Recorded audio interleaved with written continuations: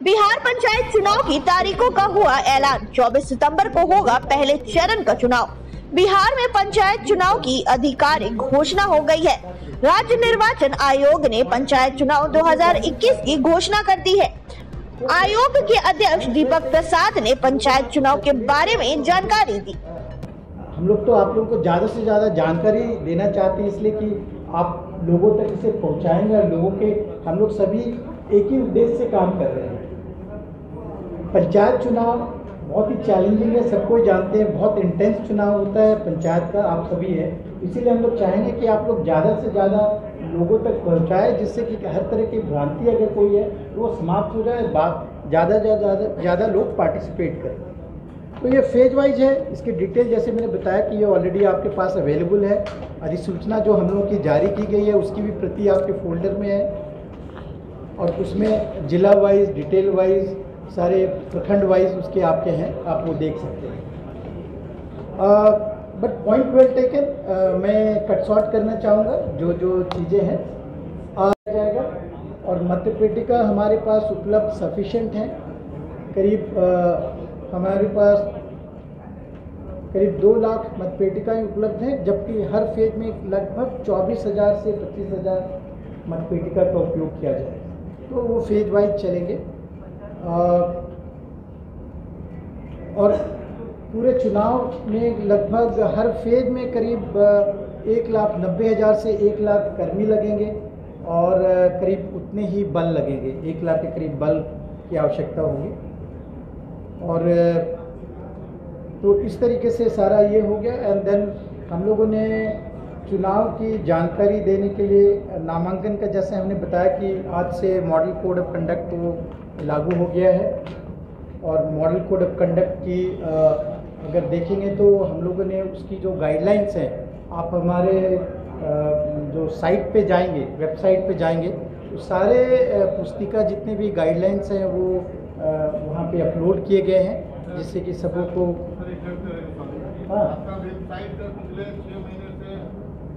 No, you will see that there is a new website. We will show you the website. Please wait. We have now developed the new website, which we will demonstrate you today. We will show you today. And that is the website which is going to be now. You are right. We were in the process of rebuilding the whole thing. See, try to understand that. आपने अगर चुनाव का अगर आप ये देखना चाहेंगे, आप पेशेंस करेंगे तो हम आप लोगों को बताएंगे कितनी सारी मेहनतें की गई और क्या क्या परिवर्तन लाया गया, जिससे कि जो चुनाव के जो उद्देश्य हैं मामले में, कि स्वतंत्र चुनाव हो, निष्पक्ष चुनाव हो, पारदर्शी चुनाव हो, उत्तरदायित्वपूर्ण चुनाव हो, और लोगों की सहभागिता से चुनाव हो, उसका हम लोगों ने पूरा प्रयास किया है।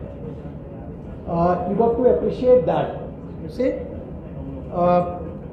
ये मैं जनरल बता रहा था कि ईवीएम का हम लोगों ने इस बार इंट्रोड्यूस किया है, जो कि काफ़ी हिस्टोरिक है। ईवीएम का मात्र कारण ये है कि आप सबों को पता है कि निर्वाचन में जब तक आप ईवीएम नहीं लगाएंगे आज के दौर में, जहाँ पे जितनी, तो उसकी शुद्धता या उसकी पारदर्शिता पे प्रश्न चिन्ह लगता है। तो इसका एक ही तरीका है कि आप अगर ईवीएम करें तो बहुत सारी समस्याएं जो होती है, मतदान केंद्रों पे जो समस्या होती है, जिससे आप सब अवगत हैं कि काफ़ी बार बूथ कैप्चरिंग हो जाता है, साइलेंट बूथ कैप्चरिंग हो जाता है।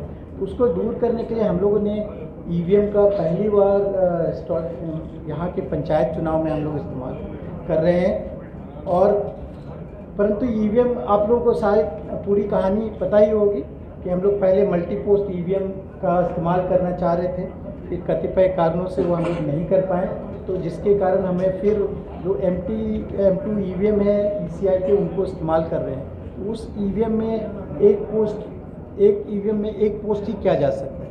तो जितनी संख्या में हमें ईवीएम चाहिए थी, वो ईवीएम की संख्या हमें पर्याप्त नहीं हो पाई। तो इसके कारण से 4 पोस्ट, जहाँ पे बहुत ही इंटेंस कंपटीशन रहता है, पंचायत स्तर के जो हमारे त्रिस्तरीय पंचायत हैं, उनके 4 पोस्ट का हम लोग ईवीएम से चुनाव कर रहे हैं। और बाकी जो 2 पोस्ट हैं पंच सरपंच के, वो हम लोग बैलेट बॉक्स से करेंगे। तो इस तरह का निर्णय लिया गया है। तो ये एक नया चैलेंज हम लोगों के लिए आया है, क्योंकि लॉजिस्टिकली अगर देखें तो ईवीएम हम लोग पूरे 36 राज्यों के 222 जिलों से लेकर के आए हैं।